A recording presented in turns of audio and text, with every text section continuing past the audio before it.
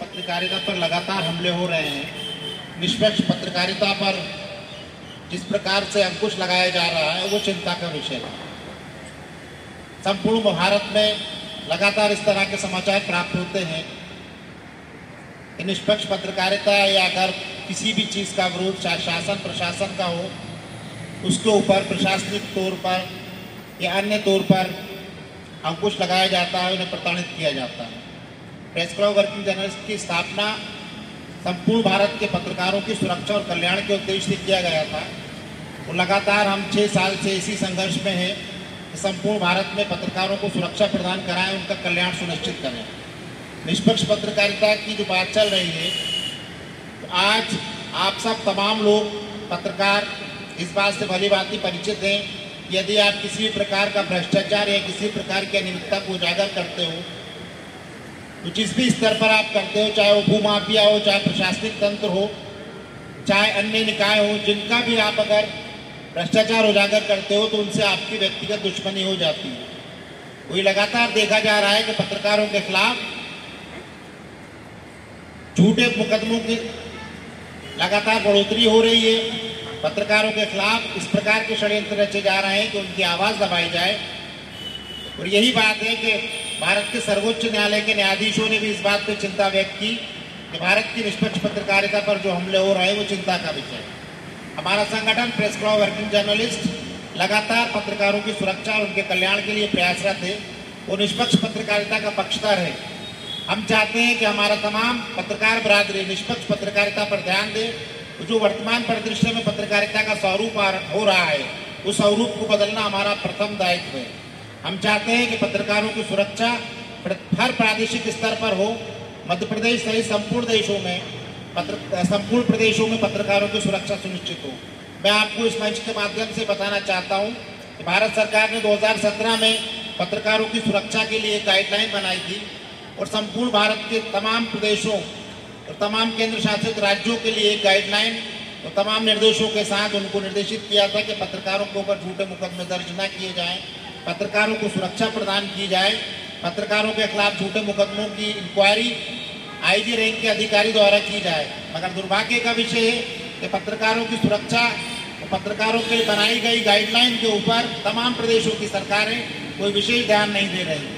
हम लगातार मध्य प्रदेश सरकार से पत्रकार सुरक्षा कानून को लागू करने का प्रयास कर रहे हैं। पत्रकारों के कल्याण के लिए पत्रकार कल्याण आयोग की स्थापना का ध्यान दे रहे हैं। पत्रकारों के हितों की, उनके परिवारों की सुरक्षा के लिए लगातार प्रयास कर रहे हैं। हमारा प्रयास है कि प्रेस क्लब वर्किंग जर्नलिस्ट की ओर से तमाम साथी जो जिनकी आर्थिक स्थिति ठीक नहीं है, पत्रकार उन्हें आयुष्मान योजना से जोड़ा जाए, पत्रकारों को एक सम्मान निधि दी जाए। वरिष्ठ पत्रकार जो लगातार विभिन्न समाचार पत्रों में अपने समाचारों के माध्यम से समाज के बीच आईना प्रस्तुत कर रहे हैं, किन्हीं कारणों से वो मध्य प्रदेश सरकार की जनसंपर्क नीति में आ नहीं पाते और उन्हें सम्मान निधि या किसी प्रकार की आर्थिक स्थिति या आर्थिक राशि प्राप्त नहीं होती। सरकार उस पर ध्यान दे, जो अधिमानता का नियम है उसको शिथिल किया जाए ताकि तमाम पत्रकार जो संघर्ष कर रहे हैं उनको अधिमानता का लाभ प्राप्त हो। मैं इस अवसर पर ये भी कहना चाहूँगा कि गैर अधिमान पत्रकार लगातार सरकार और अन्य निकायों के निशाने पर रहते हैं।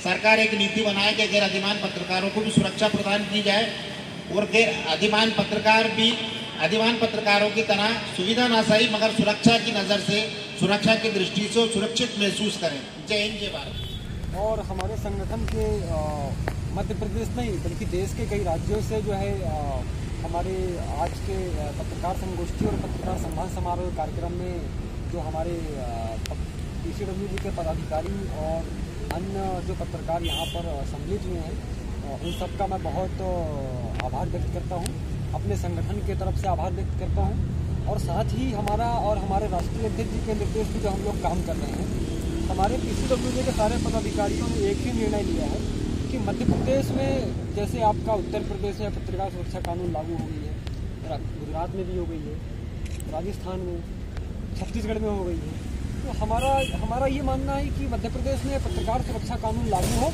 और मध्य प्रदेश में पत्रकारों के खिलाफ जितने भी शासन प्रशासन के द्वारा जो है प्रताड़ित किया जा रहा, पत्रकारिता लोकतंत्र के चौथे स्तंभ को दबाने की कोशिश की जा रही है, इस पर निष्पक्ष वातावरण सर पत्रकारिता होनी चाहिए। निष्पक्ष और भय से जो है पत्रकारों को कैसे निकालना है, इसके लिए हमारा संगठन काम कर रहा है। और आज के इस कार्यक्रम के लिए सभी पदाधिकारी और पत्रकार साथियों का और हमारे साहित्यकार जो हमारे अफसर जो मुख्य अतिथि और विशिष्ट अतिथि के रूप में आए थे, उन सब का जो है संगठन की तरफ से हार्दिक आभार।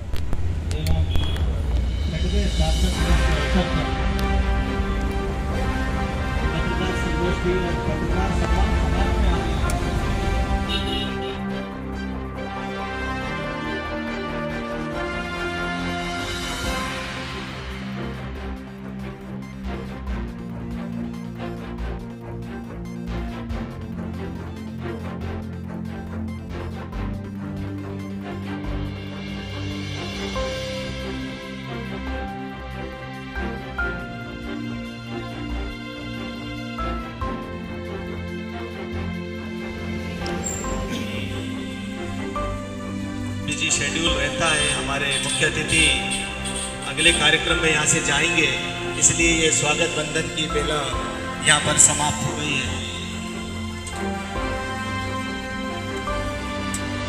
मैं राष्ट्रीय हिंदी मेल के शानू जी से निवेदन करूंगा कि माला लेकर के हमारे मुख्य अतिथि को। बहुत अच्छी जगह और अच्छे वातावरण में संपन्न हो रहा है और ऐसे कार्यक्रम जिनसे आपस में पत्रकारों का मिलन हो और जनरल पब्लिक भी उनसे मिले, ये आयोजित होते रहना चाहिए। मैं आज के सभी उपस्थित पत्रकारों को, मंच संचालकों को और यहाँ उपस्थित विशेष आमंत्रित लोगों को स्टेट बार काउंसिल की ओर से बहुत बहुत साधुवाद देता हूँ।